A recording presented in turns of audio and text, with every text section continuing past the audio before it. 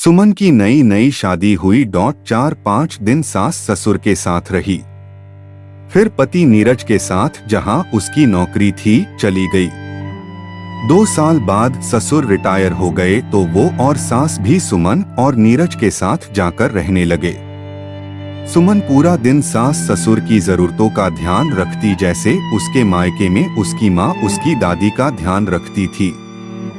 पर एक दिन सुमन ने सुना सासू माँ ससुर जी से कह रही थी, सुमन हमें दूध में पानी मिलाकर देती है। सुमन ने इसका हल निकाला। वो किसी बहाने से सारा दूध का पतीला सासू माँ के पास ले जाती और वही उनको डाल कर दे देती।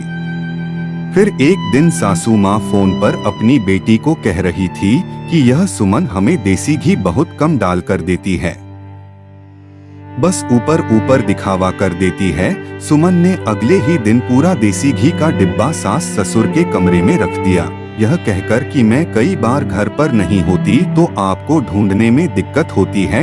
जब खत्म हो जाएगा तो दूसरा रख दूंगी। कुछ दिन बाद सासू माँ ससुर से कह रही थी, नीरज इतना फल लाता है, हमें तो थोड़ा सा देती है, सारा खुद ही खा जाती होगी। सुमन ने सुना और अगले दिन फ्रिज सास ससुर के कमरे में रखवा दिया। कहने लगी, आपको पानी दूध फल लेने के लिए इतनी दूर नहीं जाना पड़ेगा, इस उम्र में आपको वहां तक जाने में दिक्कत होती है, मैं तो यही से आकर ले जाया करूंगी। सुमन के जाने के बाद ससुर बोला, अब तो ठीक है, सब कुछ तेरे कमरे में रख दिया। सुमन ने, यह सब तो ठीक है जी, पर मुझे शक है, गड़बड़ तो करती ही होगी, आखिर बहू है, गड़बड़ वह नहीं करती, गड़बड़ तेरे दिमाग में है, क्योंकि तू खुद जैसी बहू रही वैसा अपनी बहू के बारे में सोच रही है।